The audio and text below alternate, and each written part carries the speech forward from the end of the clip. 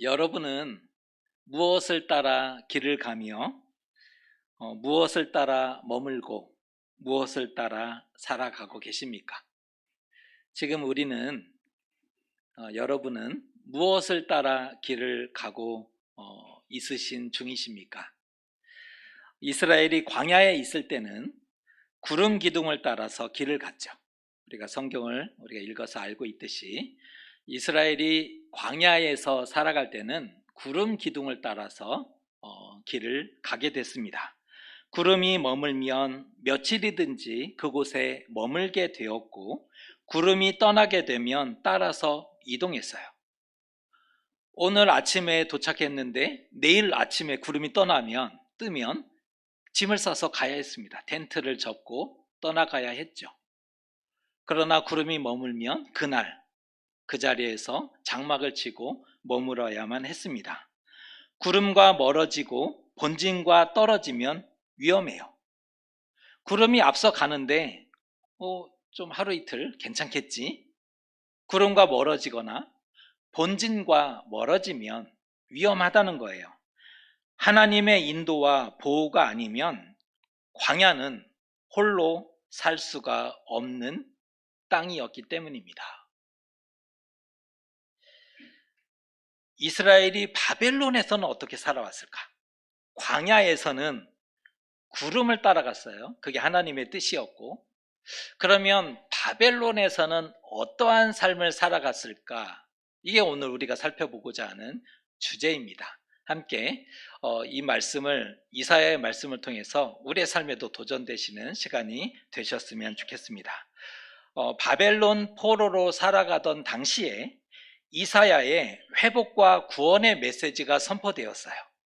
그러니까 그때 당시에 선포된 이사야의 메시지는 회복과 구원의 메시지였습니다. 거기에 더해 예레미야는 70년이 지나면 포로에서 돌이키리라 하는 예언도 허락해 주었습니다. 그러니까 예레미야는 70년이 지나면 그 땅 포로에서 다시 돌아오게 될 것이다 라는 하나님의 말씀을 증거했다라는 겁니다. 거짓말처럼 신의 도성이었던 바벨론이 맥없이 무너져 버렸어요. 이때 당시에 생각했던 바벨론은 신의 도성입니다. 감히 누가 이 바벨론을 도전하겠습니까?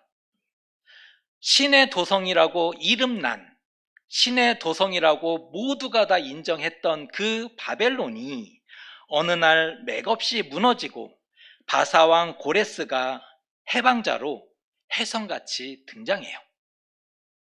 어느 날 바사왕 고레스가 바벨론의 해방자로 혜성같이 등장했다는 거죠.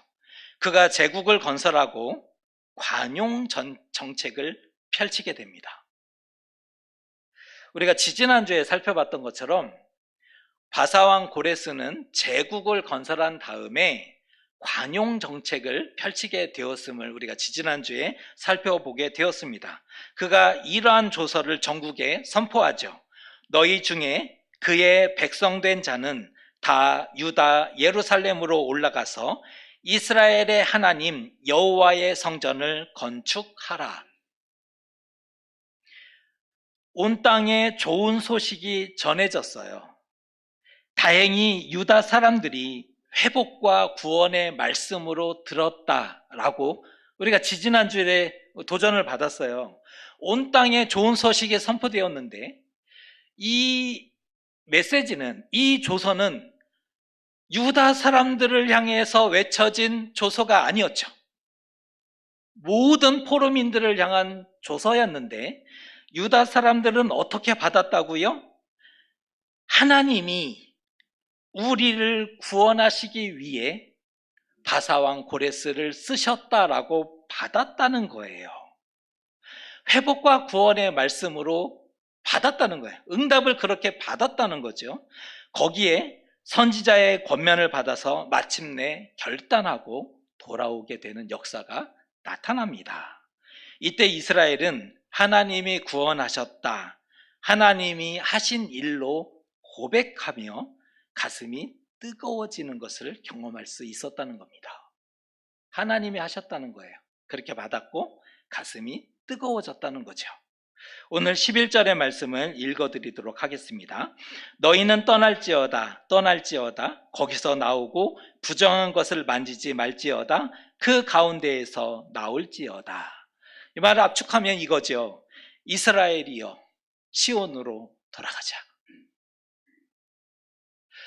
유다민들이여 포로된 이스라엘 사람들이여 우리가 조국으로 돌아가자. 이 얘기를 해주고 있는 거예요. 이에 나팔 불고 깃발 높이 들고 춤추며 예루살렘으로 올라가죠. 하나님의 응답으로 받았던 거고 가장 큰 혜택을 받은 민족이 돼요. 이때 이스라엘을 위해서만 선포된 조서가 아니었으나 이스라엘은 하나님의 응답으로 받아냈던 거고, 그러니까 내 걸로 받아냈던 거고 가장 큰 혜택을 받은 민족이 되었다는 겁니다. 여호와께서 다시 시온으로 돌아오고 있어요. 오늘 장면이 굉장히 중요한 장면인데 떠나셨던 여호와 하나님이 다시 시온으로 돌아오는 장면이 기록되고 있어요. 언제 떠나셨어요?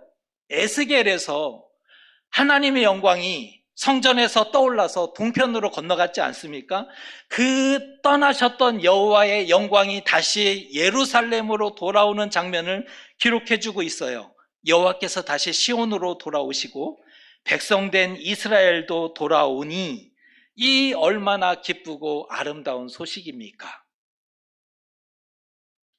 비록 모든 것이 황폐되었지만 이제 곧 희망과 기쁜 소리도 찾아오게 될 것입니다.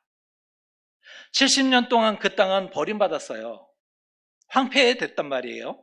그러나 비록 그 땅은 황폐되었지만 이제 곧 희망과 기쁜 소리도 찾아오게 될 것입니다. 다시 풍요로운 어머니의 도시가 되는 것은 시간 문제였다는 거예요. 그래서 이스라엘 사람들의 가슴이 뜨거워졌던 거죠. 풍요로운 어머니의 도시로 예루살렘이 언제 그렇게 명성을 떨쳤습니까? 다윗과 솔로몬 때의 그 영광. 지금 이스라엘 사람들이 그 영광을 기대하고 있는 거예요.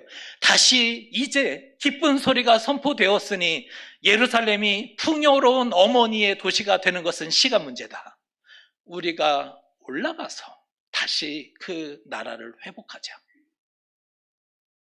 이렇게 된 이유가 여호와께서 그의 백성을 위로하셨고 거룩한 팔로 예루살렘을 구속하신 결과임을 오늘 본문의 말씀은 우리에게 증거해주고 있습니다. 이때 본국으로 돌아온 사람들을 선지자들은 남은 자라고 불렀어요. 이후로부터 선지자와 성경은 그들을 남은 자라고 부릅니다. 이게 성경에서 굉장히 중요한 남은 자 사상이거든요. 돌아온 사람들이 바로 남은 자였다는 거예요. 질문 하나 드립니다. 이때 돌아온 사람들은 몇 명이었을까요? 상금을 준비해야 될 텐데 이때 돌아온 사람 몇 명이었을까요? 성경에 나오거든요. 숫자가 조금 정확하지 않을 수는 있는데 3번에 걸쳐서 돌아오잖아요. 3번에 걸쳐서 돌아오는데 대규모 귀환이 이루어진 것은 첫 번째예요. 1차 귀환이 대규모 귀환이 이루어졌는데 에스라 2장에 보면 스룹바벨이 지도자로 해서 대규모 귀환이 이루어지는데 49,897명이었더라. 이 숫자를 기록해줘요. 49,897명. 2차 귀환이 있었는데 2차 귀환은 에스라 때 되어진 일인데 1,800여 명, 얼마 안 되죠. 3차는 느헤미야가 이제 돌아온 장면인데 소수예요. 그래서 숫자가 나오지 않아요. 비교해보면 바벨론 성에 살고 있었던, 바벨론 제국에 살고 있었던 인구수가 아니라 바벨론 성 안에, 성 밖의 사람이 아니라 성 안에 살고 있었던 사람들을 대략 30만 명이라고 추정할 때 그 바벨론 성 안에 살고 있었던 사람들의 6분의 1 정도 되는 수준의 유다 사람들이 바벨론 전 지역에서 조서를 따라서 예루살렘으로 돌아온 거예요. 5만여 명의 사람들이. 그때 어떤 사람들이 돌아왔는지를 언급해주고 있는 특별한 본문이 있는데, 유다인이 돌아왔대요. 유대 지파의 후손이겠죠. 유다인이 돌아왔고 레위인과 제사장이 돌아왔대요. 그들은 아무래도 하나님에 대한 애정이 있었으니까 레위인과 또 제사장들이 많이 돌아왔고요. 독특한 사람들이 언급돼요. 느디님 사람, 예전에 성전에서 물 깃고 나무 장작 패던 사람들이 있어요. 느디님 사람들이 돌아왔대요. 이스라엘 아니에요. 이스라엘 사람이 아닌데 느디님 사람들이 돌아왔고, 또 특별한 기록이 있어요. 종족과 계보가 불명확한 자들이 돌아왔대요. 그러니까 돌아왔는데 이스라엘 사람인 건 맞는데 어느 지파인지를 잊어버린 거예요. 그러니까 부모는 다 죽고 어렸을 때 누군가의 손에 의해서 포로가 된 거예요. 근데 내가 어느 지파인지 모르는 거예요. 부모가 다 죽었어요. 가족이 다 죽었어요. 혼자 남았는데 포로가 어찌어찌 해서 살았고, 나는 누구지? 지파인 줄을 몰라요. 그리고 계보를 몰랐다는 거예요. 족보를 상실합니다. 다 불타서 사라졌거든요. 우리 부모가 누군지 이름도 몰라요. 지파도 모르고 족보도 몰라요. 그런데 성경은 이렇게 기록해요. 종족과 계보가 불명확한 자들이 돌아왔고, 더 독특한 표현은 노예들이 있었다는 거예요. 이스라엘 사람들 속에 남종과 여종이 있었는데 7,337명. 이 숫자를 기록해줘요. 7,337명. 적지 않는 숫자죠. 5만여 명 속에 7,000명이 노예였다니까요.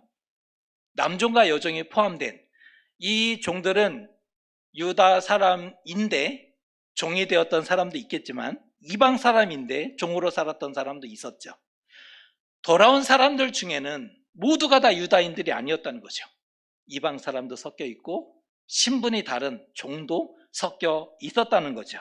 다양한 신분과 다양한 종족과 계보의 사람들이 돌아오게 되었음을 언급해주고 있어요.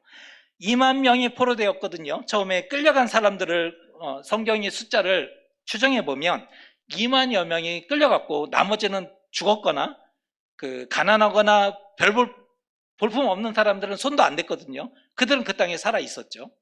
2만여 명이 포로되었다가 70년이 지나서 5만 명이 돌아왔다면 성공인가요? 이거 어떻게 봐야 될까요? 2만 명이 포로됐어요.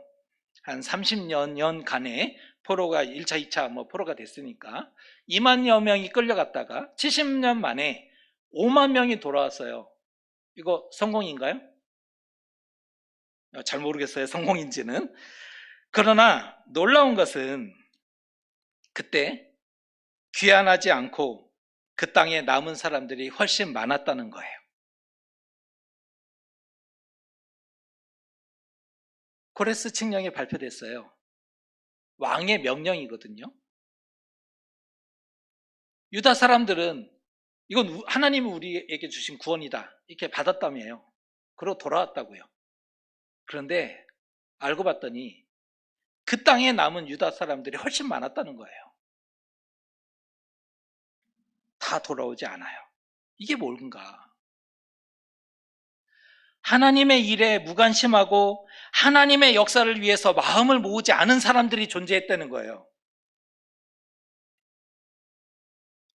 하나님의 일에 이게 무관심한 거예요. 그거는 하나님 일이고 나는 다르다. 나와 다르다. 상관없다고 본 거죠. 하나님의 일에 무관심해요. 하나님의 역사를 위해서 마음 모으지 않아요. 말씀에 순종하지 않았던 겁니다. 죄를 뿌려버리는 거죠. 이 김 빠지게 하는 거 있잖아요. 죄를 확 뿌려버리는 거예요. 다 된 것에.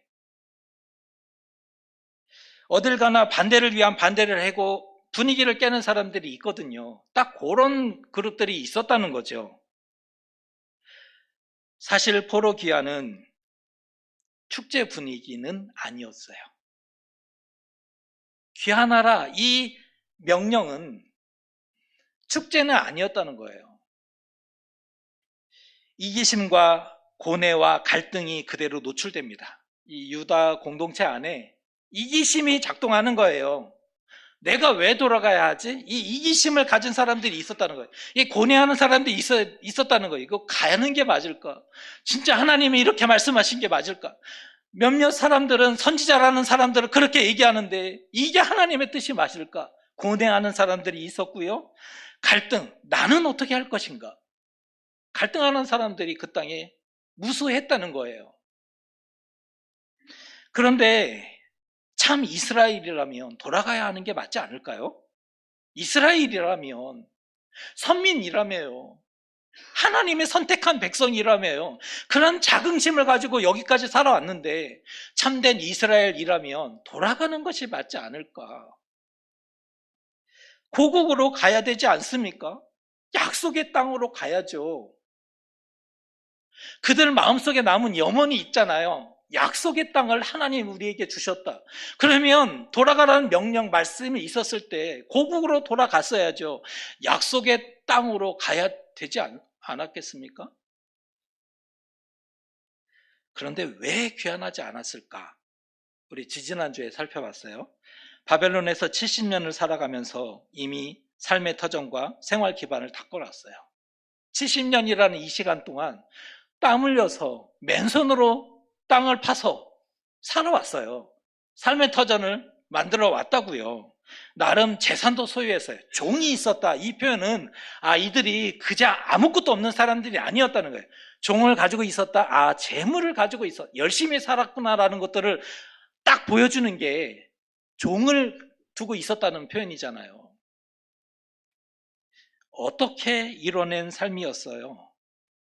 어떻게 얻어진 것이었습니까? 이 안정된 생활이. 그런데 미련이 남을 수밖에 없었던 겁니다. 미련이에요. 그뿐 아니죠. 돌아가서 처음부터 다시 시작이에요. 바벨론에 맨몸으로 끌려왔을 때 맨손으로 땅을 파서 삶의 터전에 읽어냈듯이 다시 예루살렘으로 돌아가서 맨손으로 땅을 파야 합니다. 귀한 후에 맞게 될 황폐한 환경, 그 땅은 버림받았어요. 귀한 후에 맞이하게 될 황폐한 환경과 불확실한 미래를 선택할 수가 없었던 거예요. 이 불확실한 미래라는 것들이 사람에게는 굉장히 두려움이잖아요. 우리가 내일을 안다면 두렵지 않아요. 이게 될 거라는 걸 지금은 안 될 것 같지만 내일 될 거라는 걸 알면 견뎌낼 수 있는 거예요. 왜요? 될 거니까. 내일을 내는 아니까. 그런데 내일을 모른다는 이 사실이 우리를 불안에 떨게 하고 두렵게 하는 거잖아요. 이거 일이 어떻게 될까? 다음 세대에게 그 고생을 시키고 싶지 않았던 부모 세대의 심정이 담겨 있어요.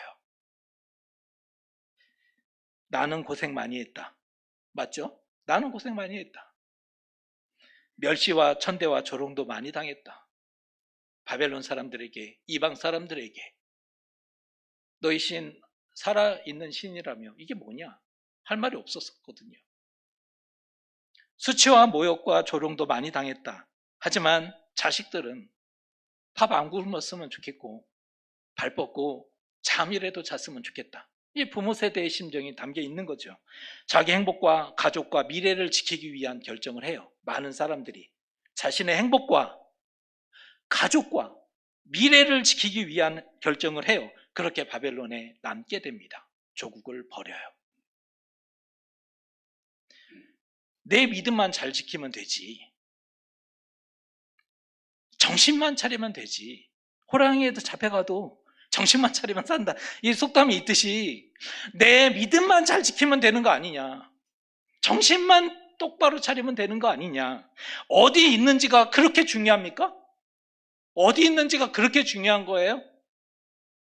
어떤 마음과 믿음을 가지고 있는지가 중요하죠.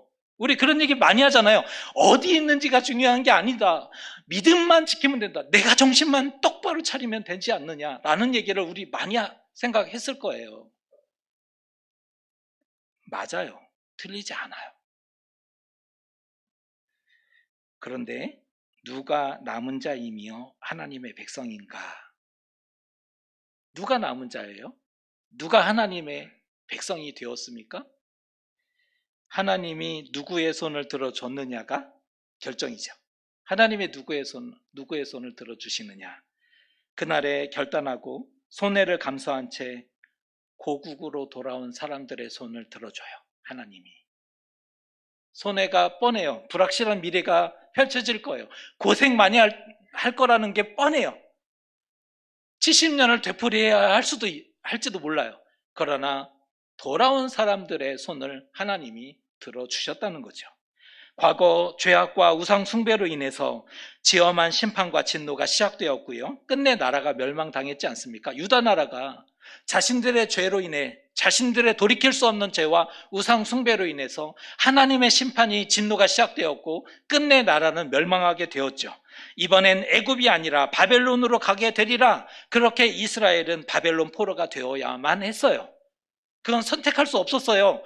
자신들의 죄와 우상 숭배로 인해서 이제는 애굽이 아닌 바벨론으로 가게 되리라. 그냥 하나님이 명령하셨고 바벨론으로 가야만 했던 겁니다. 그럼에도 그 주어진 재앙을 피하기 위해서 지중해를 따라서 소아시아로 피난한 사람들이 있었어요. 나라가 멸망하기 전에 바벨론이 쳐들어오니까 발빠르게 소아시아로, 지중해변을 따라서 소아시아로 넘어간 사람들이 있었어요. 발빠르게 그 군대가, 바벨론 군대가 침략하여 오기 전에 시리아로 떠난 사람들이 있었어요. 북서쪽으로. 바벨론 군대가 예루살렘을 감싸기 전에, 포위 공격하기 전에 남쪽에 애굽을 선택하고 애굽으로 내려간 이스라엘 사람들이 있었어요. 피난을 간 거죠. 피하기 위해서. 하지만 하나님은 애굽과 소아시아가 아니라 바벨론 포로된 사람들의 손을 들어줘요. 다시 예루살렘으로 돌아가라 라고 말씀하셨을 때는 용기 내어 돌아간 사람들의 손을 들어요. 그들을 이스라엘이라고, 남은 자라고 하나님이 인정해 주시는 거예요. 이러한 심판과 포로에서 배운 것이 없으면 어떻게 되겠습니까? 왜 나라가 멸망했습니까? 수많은 사람들이 죽어가며. 왜 성전이 무너지고 이스라엘은 바벨론 포로가 되었습니까? 70년이 지나서 잘 살고 있는 사람들을 왜 다시 고국으로 돌아가라고 하셨습니까? 이러한 모든 일련의 과정에서 배운 것이 없으면 안 되는 거죠. 생고생만 하는 거잖아요. 고생은 고생대로 했는데 배운 게 없으면 뭐 한 겁니까? 하나님이 원하신 것은 무엇이었을까요? 이스라엘이 광야에서 살아갈 때 구름을 따라서 장막을 접었고 장막을 쳤듯이 하나님을 따라서 살아가는 삶. 하나님을 따라서 이스라엘은 바벨론 포로가 되어야 했습니다. 그게 사는 길이었어요. 다시 돌아가라고 했을 때 하나님의 말씀에 순종하여 예루살렘으로 돌아왔어야 했습니다. 그게 사는 길이었어요. 예루살렘은 다 무너지고 돌 위에 돌 하나도 남지 않은 먼지였을지라도 예루살렘으로 돌아오는 것이 사는 길이었어요. 그렇게 포로에서 돌아와서 여호와를 끝까지 붙잡고 믿음을 지킨 사람들을 성경은 남은 자라고 써주고 있어요. 바벨론에 남은 것이 그렇게 잘못인가? 저는 아니라고 생각해요. 안정된 생활을 기대한 게 그게 죄악인가? 저 아니라고 생각해요. 바벨론에 남은 것은 죄가 아니에요. 안정된 생활을 기도하고 기대한 거, 이거 틀린 거 아니죠. 그런데 문제가 뭐예요? 거기서 하나님을 잃어버렸다는 게 문제라는 거예요. 거기서 하나님을 잃어버려요. 큰 소리 쳤고 자신만만했지만 금세 바벨론에 물들어 버려요. 그들과 동화되고 우상을 섬기다가 하나님의 백성이라는 정체성을 빼앗겨 버려요. 누가 뺏어 버린 것도 아니고 스스로 하나님을 버리고 떠나가요. 자신들이 그 빼앗긴 거 아니에요. 자신들이 하나님을 버리고 정체성을 잃어버린 거예요. 누가 뺏어가긴 뭘 뺏어가요. 자기가 버려놓고는. 바벨론에 남은 것이 들리지는 않았으나 그들 스스로가 바벨론을 닮아가고요. 바벨론을 따라가요. 바벨론 우상이 더 좋아 보이는 거요. 결국은 빼앗기잖아요. 결국 그들은 역사에서 사라지죠. 성경은 그 이후에 이들의 삶에 대해서 관심하지 않아요. 마음 아프지 않습니까? 애굽으로 간 사람들의 삶에 대해서 관심하지 않아요. 소아시아로 넘어간 사람들이 많았으나 그들에 대해서 성경은 관심하지 않아요. 바벨론에 떵떵거리며 살아가던 수많은 사람들이 있었으나 성경은 그들에 대해서 이후로 관심을 가지 않아요. 대신 돌아와서 고생하는 사람들을 관심하죠. 그들이 얼마나 고생했는지, 그들이 어떻게 하나님의 믿음을 지키기 위해서 노력했는지를 성경은 관심해요. 바벨론에 떵떵거리고 살았으나 그들은 역사에서 사라졌어요. 신앙의 역사에서 하나님을 버린 속도로 사라지죠. 빛의 속도로 사라졌어요. 하나님이 거기에 계시지 않았기 때문이죠. 그러니까 내가 없겠다, 내가 그곳에 있지 않다라고 얘기하셨거든요. 하나님이 거기에 안 계신다고 했어요. 돌아오셨잖아요, 예루살렘에. 말씀이 더 이상 그곳에 들려지지 않아요. 하나님도 계시지 않고 말씀이 그곳에 들려지지 않는데, 그런데도 계속 거기에 있겠대요. 이상하지 않습니까? 하나님도 거기 계시지 않겠다고 말씀하셨어요, 수없이. 그리고 말씀이 거기에 들려지지 않아요, 더 이상. 그런데도 계속 거기 있겠대요. 움켜진 것을 놓지 못하는 거죠. 이게 딱 그 사람의 마음을 그대로 담고 있어요. 움켜진 것을 놓지 못하는 거예요. 이게 미련 때문에. 눈에 좋아 보이는 이 화려한 것들을 포기할 수가 없는 거예요. 이 좋은 것을 놔두고 어떻게 불안을 선택할 수 있느냐. 그런데 진정 행복하게 할 수 없는 것들인데, 그런데 보면 그것들이 보호하거나 구원할 수 없는 것들인데 하나님을 놓고 그것을 선택합니다. 그들은 선택한 거예요. 하나님을 놓고 이걸 붙잡기로. 위험을 알고도 노력하지 않는 것은 악한 겁니다. 저는 이거 악하다고 봐요. 위험을 알아요. 그런데도 삶을 변화하거나 도전하지 않는 거, 돌이키려고 노력하지 않는 거, 그건 악한 거예요. 아니요, 이미 벌써 물든 거죠. 어찌하든 하나님이 계신 곳으로 돌아가야죠. 알려주셨잖아요. 하나님이 계신 곳이 어딘지. 말씀이 들려지는 곳으로 가야 되지 않습니까? 말씀이 있는 곳으로 가야죠. 하나님도 없고 약속도 없는데 우기고 버틴다고 사라지는 게 아니잖아요. 그냥 우기고 버틴다고 사라지는 게 아니에요. 정신 승리가 승리하는 게 아닌 거예요. 바벨론은 우리가 거쳐야 할 초소가 아니죠. 잠시 머물다 돌아가야 될 그런 도구예요. 바벨론 도구지 영원히 거할 초소가 아니에요. 이스라엘은 그곳을 살아갈 사람들이 아니었어요. 부정한 것들과 어둠에서 떠나고 나와야죠. 부정하다, 그것은 부정하다, 있으면 안 된다, 오래 있으면 안 된다, 부정하다 말씀하셨고, 여기는 어둠이다, 빛이 아니다, 빛이 될 수 없다 말씀하셨어요. 그렇다면 떠나고 나와야 되지 않습니까? 하나님의 돌아오라 명령하셨고 돌아온 자들만이 남은 자로 살아남아요. 고생은 많이 했지만 하나님이 그들과 함께 하셨기 때문입니다. 나라를 비록 잃었지만 하나님을 빼앗기지 않았고 신앙을 지켜갔어요. 그러니까 나라는 잃었어요. 책임은 져야 되니까. 나라는 잃었지만 하나님을 빼앗기지 않아요. 끝까지 붙잡았고 믿음을 지키게 됩니다. 그들을 남은 자라고 부르는 거예요, 성경은. 우리는 언제나 행복해질 수 있습니다. 찬양도 있는데 우리는 언제나 행복해질 수 있어요. 조건이 있어요. 하나님이 계실 때, 함께 걸을 때. 이건 분명하죠. 하나님이 계실 때, 함께 걸으실 때 행복해질 수 있는 거예요. 고레스 칙령이 공포되었으나 지금 가장 살기 좋은 땅은 바벨론입니다. 누가 보더라도 바벨론이에요. 에덴 동산이에요. 그들이 그때 당시 살아가고 있었던 사람들의 가장 살기 좋고 평화롭고 행복한 땅은 바벨론입니다. 에덴 동산이죠. 안정감과 희망과 미래를 보장해줘요. 바벨론은 이미 보장해주는 거예요. 이 바벨론에는 큰 제국은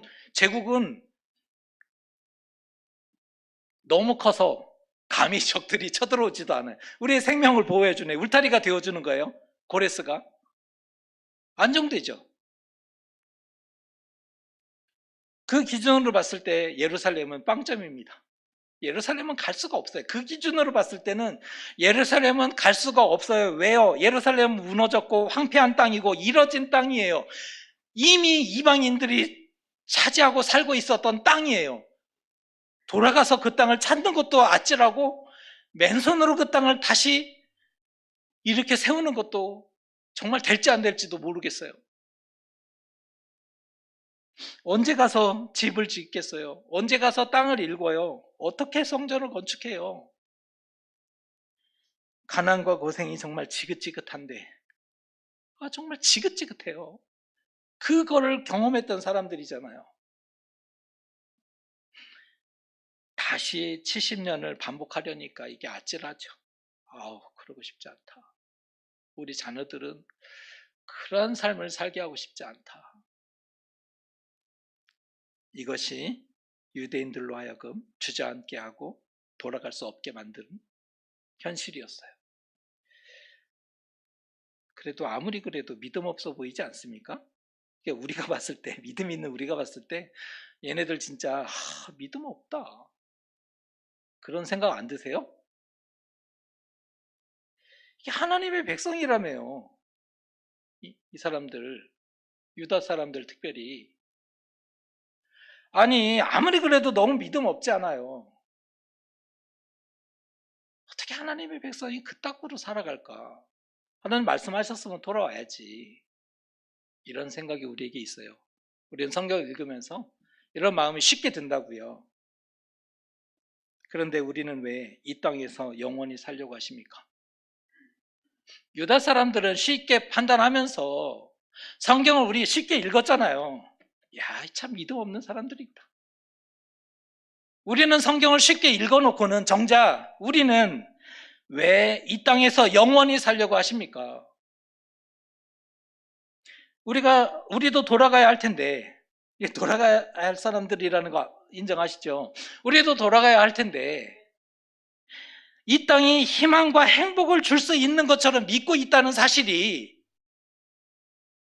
그걸 믿고 있다니까요, 우리가. 이 땅이 희망과 생명과 구원을 줄 수 있는 것처럼 이 믿음이 새록새록 가슴에 이게 자라고 있다니까요, 우리 안에. 계속 마음 두잖아요. 이게 미련을 갖고 있잖아요. 이게 있으면 좋은데? 사실 좋은 것도 맞죠. 또 은밀히 즐기잖아요. 우리 다들 뒤에서 은밀히 즐기잖아요. 아니세요? 솔직히 다 은근히 다 즐긴다고요. 보는 사람 없으니까. 또 능력이 있는 분들은 자신감도 있거든요, 나름.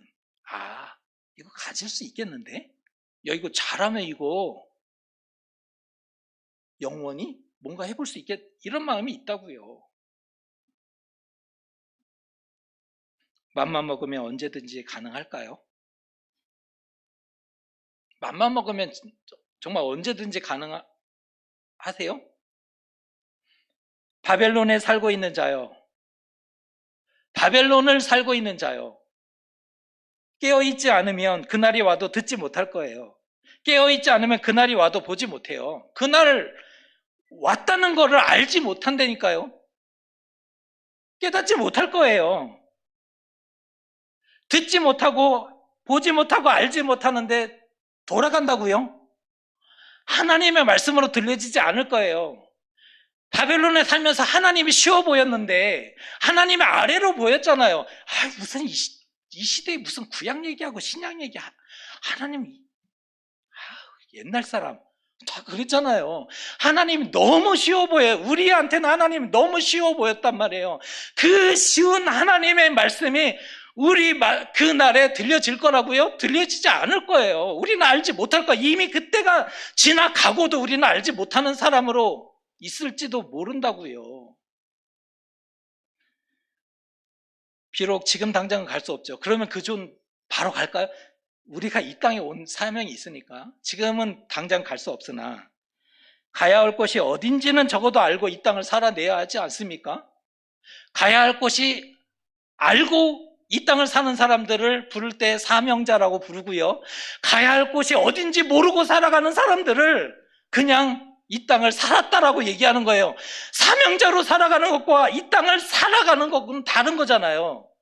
어딘지 알고 살아가는 것이 그 사람들을 바로 하나님이 성경에 표현할 때 남은 자라고 하는 거고 사명자라고 하는 거예요. 어딘지를 아는 사람들을. 근데 가야 할 곳이 어딘지 몰라요? 그냥 살아가는 거죠. 그냥 열심히 살아가는 거예요.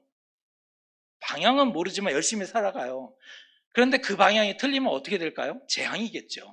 빨리 가는 거죠. 그 절벽 낭떠러지 끝을. 사는 길을 알고 그 길을 어쨌든 한 걸음씩 걸어가면 결국은 가겠지만, 달려갈 수 있다면 훨씬 좋은 일이겠지만, 어디로 가는지 모르고 열심히 살아가면 자기 자신에게 재앙이 될 수밖에 없는 거예요. 끝까지 바벨론에 살아간 자들이 있었어요. 자신감을 가지고 끝까지 바벨론을 살아간 사람들이 있었어요. 자신감 때문에. 그러나 우리는 이 땅에 남은 사람이 될 수는 없죠. 우리는 이 땅에 남은 사람이 될 수 없어요. 화려함에 정신 빼앗기면, 부유함에 정신을 빼앗기면 하나님을 잃게 돼요. 잊지 마셨으면 좋겠어요. 우리의 본향과 약속의 땅이 어딘지. 우리는 본향을 가진 사람들이에요. 우리에게는 약속의 땅이 이미 약속되어 있어요. 우리의 본향과 약속의 땅을 딱 부여잡고 하나님이 도와주시기를, 함께해 주시기를, 그리고 사명자라고 말씀하여 주셨으니까 이 땅을 살아갈 때 이게 필요하시면 조금 나누고, 다 나누자 이런 소리를 저는 못해요. 그렇게 할 수도 없고, 조금 나눌 수 있으면 나누고, 하나님 넉넉하게 주셨다면 조금 나누고, 오늘 주시고 내일 또 주셨다면 조금 나누고, 그 정도로. 그러나 우리가 잊지 말자는 거예요. 우리의 본향이 있고 우리는 약속의 땅을 부여받은 사람들이다. 나는 사명자다. 사명자로 하나님과 함께 주어진 삶을 끝까지 살아내시는, 끝까지 건강하게 행복하게 믿음으로 살아내시는 저와 여러분 되시기를 주님의 이름으로 축복합니다. 기도하겠습니다. 안정되고 보장된 미래를 포기하고 예루살렘으로